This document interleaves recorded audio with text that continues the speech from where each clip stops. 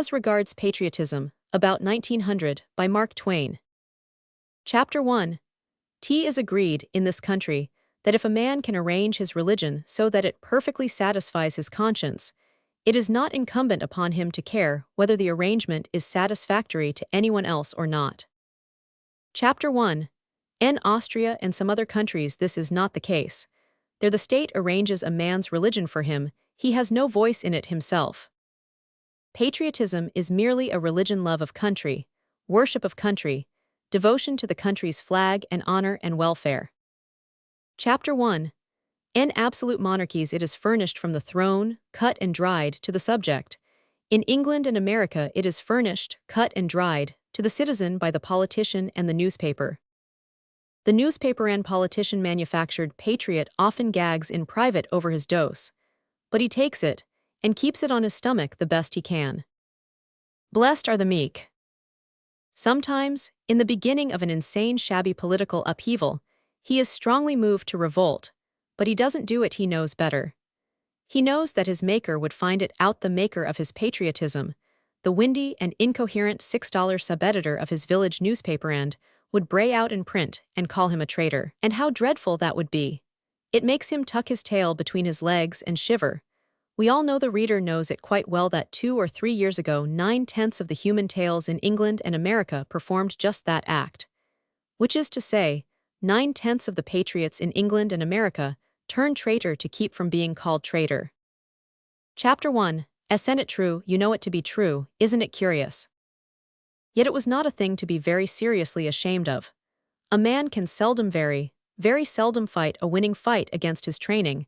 The odds are too heavy. For many a year perhaps, always the training of the two nations had been dead against independence in political thought, persistently inhospitable toward patriotism, manufactured on a man's own premises, patriotism reasoned out in the man's own head, and fire-assayed and tested, and proved in his own conscience. The resulting patriotism was a shop-worn product procured at second hand. The patriot did not know just how or when or where he got his opinions, neither did he care, so long as he was with what seemed the majority, which was the main thing, the safe thing, the comfortable thing. Chapter 500.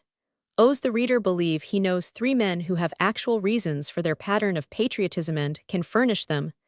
Let him not examine, unless he wants to be disappointed.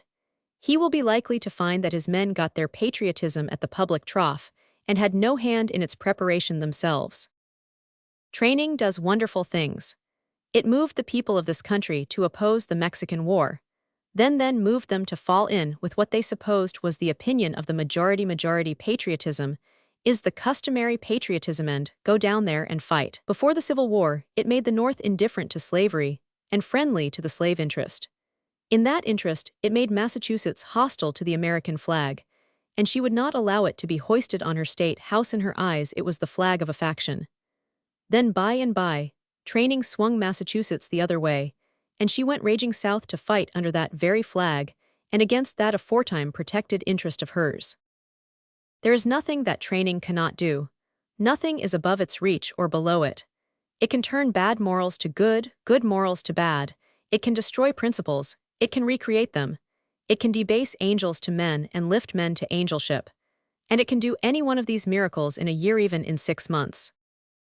Then men can be trained to manufacture their own patriotism. They can be trained to labor it out in their own heads and hearts, and in the privacy and independence of their own premises. It can train them to stop taking it by command, as the Austrian takes his religion.